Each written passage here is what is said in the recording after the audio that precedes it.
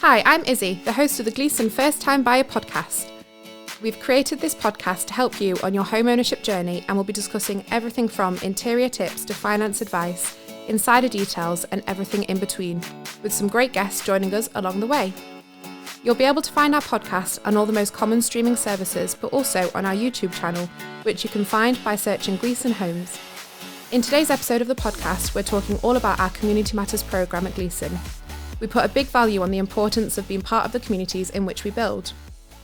And so in today's podcast, we'll be talking about how we do just that with Ash from the marketing team. So welcome to the podcast, Ash. Can you introduce yourself, please?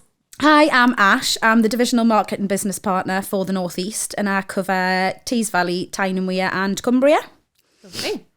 And tell us a bit about your role and what you do on a day-to-day.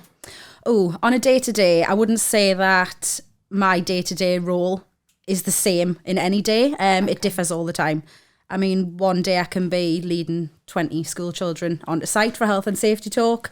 And the next day I could be writing a press release for a new site that we're bringing on. But the main purpose of my role is to make customers aware of the developments we have throughout the regions that I look after and drive them into our sales centres to meet our lovely sales team. Yep. I also look after the brand and making sure that everything's on brand with Gleeson. Amazing. So what attracted you to Gleeson and how long have you been with us for? To be honest with you, I was out of the industry. So I wasn't part of the house building industry beforehand, so it was brand new to me. I did have an interest in the industry and I wanted to get into it for a while. Yep. But I think compared to other house builders, Gleeson attracted me most because of the business model. Yeah. And the fact that we build quality homes at a low cost for communities that need them the most. Yeah. First time buyers, I think that's a fantastic business model and I think that's great. Yeah.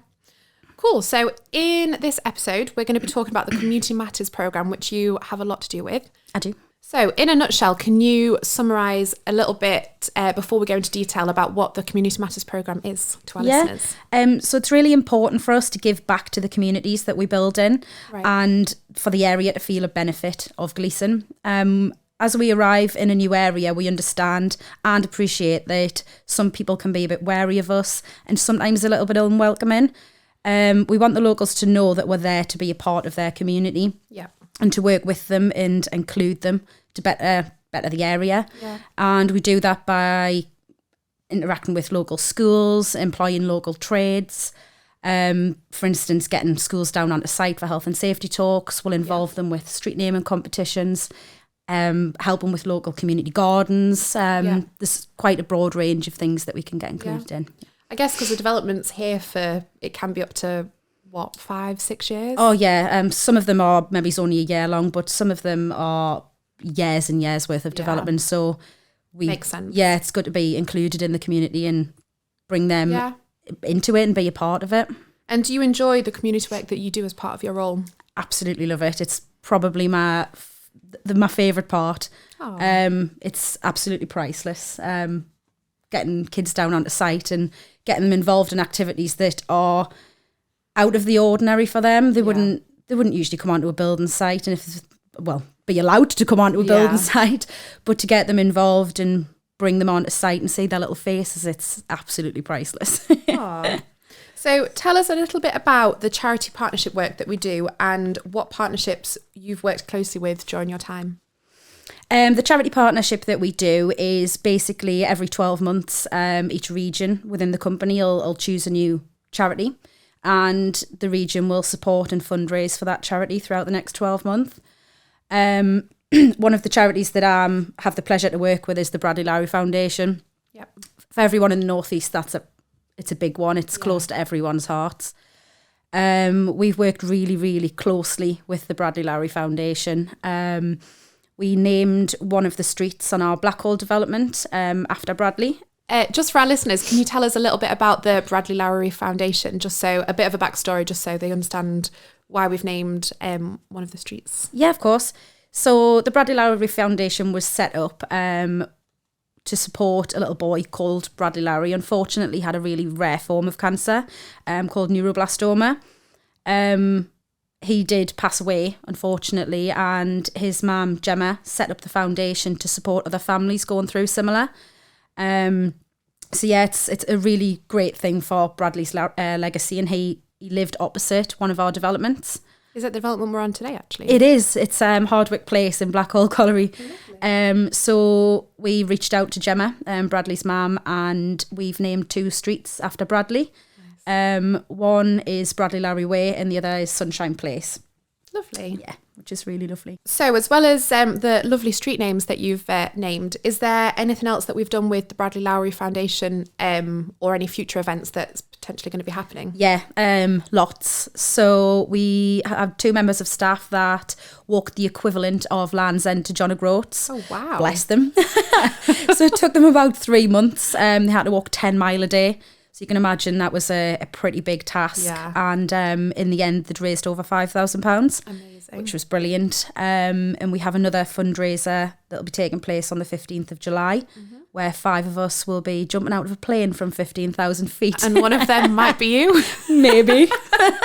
That's crazy. Yeah. Actually quite looking forward to that, but it'll be an experience. Maybe we can get a camera fit to your head when you're going down for another podcast. I have actually got a camera strapped to me on the day. Don't Please, worry. we will get the footage for that. Yeah. Bonus features, bonus scenes. What's the word? Bloopers? No, something like that. Yeah, and another project that is quite an ongoing thing, and it will be for quite some time now. The foundation are building a holiday home for sick children so they can go with their families and enjoy quality time together. And that's called Super Brad's Pad. And I love that name. Yeah, it's great, isn't it? Cute. Yeah. And we have weekly meetings with the foundation and support as much as we can with local contractors, providing them with welfare units to use on site while the build goes on. And yeah, we'll continue to support them with that until it's complete. Amazing. And so moving towards local schools and the community groups, what work have you done around those areas of the community?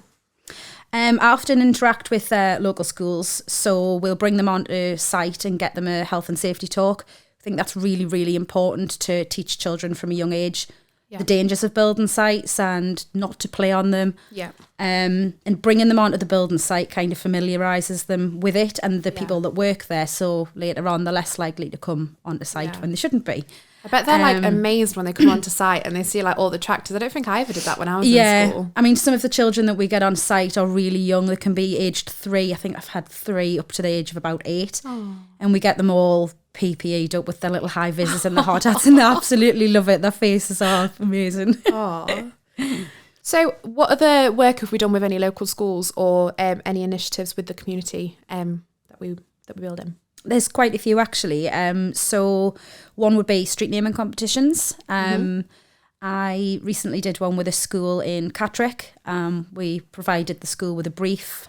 We asked the children to consider the local heritage and history of the area and the developments in Catterick Garrison. So there's a heavy military presence around there.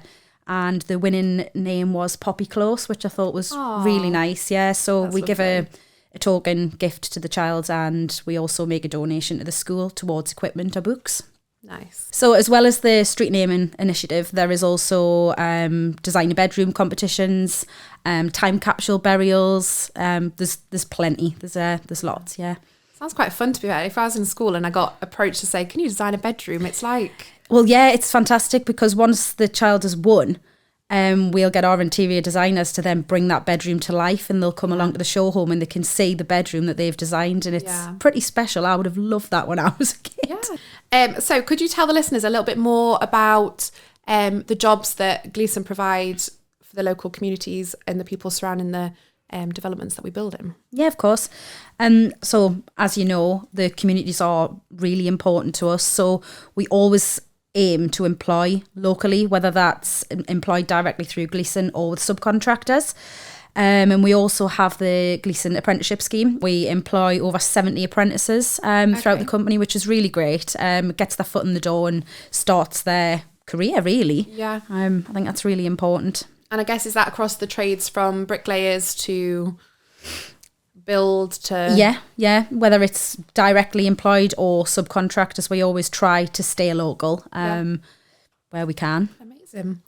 So we've spoke a bit about the communities outside of the development. Can you tell us a little bit about the communities on the development after the buyers have moved into their new home? Yeah, of course. So over 80% of our customers are first-time buyers with an average age of around 28. Yeah. And you can, before they move in, you can really see that the communities are forming before that. They've often got Facebook groups and they get to know each other a little bit before they move in. Yeah. They kind of get each other excited with completion dates. Throughout our developments, we've got loads of kind of lovely things going on. For instance, at Easter, the whole community got together and did an Easter egg hunt with all the children. The sales executives in the office got involved. We've got Jubilee parties, street parties that are planned.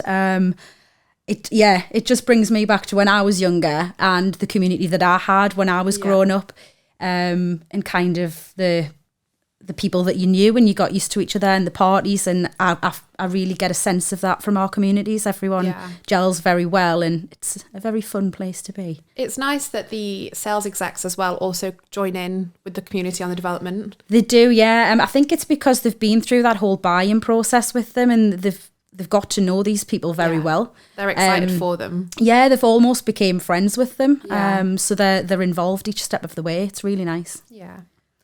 So if we just rewind a little bit to the initial stages of when we're kind of deciding which land to build on, can you tell us a bit of why Gleeson buy brownfield land in some cases to develop on? Yeah, it's mainly because we aim to regenerate communities. So brownfield land is land that's previously been developed, so it may have a derelict building on. In some cases, it's contaminated land, and that's where we come in and we regenerate that area and turn it into a community, basically. It also helps to raise the house prices in the area. As part of our planning process, we also consider the local infrastructure and what's already in the village. Can it sustain what we're bringing to the village? And we'll look to make contributions towards education, traffic, the roads. If there's any kind of protected areas such as trees, we'll look to protect them and donate to ecology and things like that, which is, I think, it's really nice, and it's a nice one to consider when you're moving into a community. And do we build many homes on brownfield? What's the percentage of homes that we actually build on brownfield land? Currently, we are sitting at around 60% brownfield across our group. Yeah. So, Ash, is there anything else you think we've missed about our Community Matters programme? Key workers is an important one. We do have a programme to support key workers called the Key Worker Priority Programme. This is basically to thank our key workers for all of the hard work that they've put in and dedication to us over the years. And that offers them 48 hours priority access to any new releases we have on developments. Mm-hmm. And they also will get £1,000 towards our optional extras range for their new home. Right, that's nice. Yeah. What does the future hold then for the Community Matters programme? Wow. Well, Community Matters is endless, really. We're always looking to expand and adapt and support where we can. So we'll always encourage local schools or groups, charities to reach out to us if they've got a project they think that we can support with.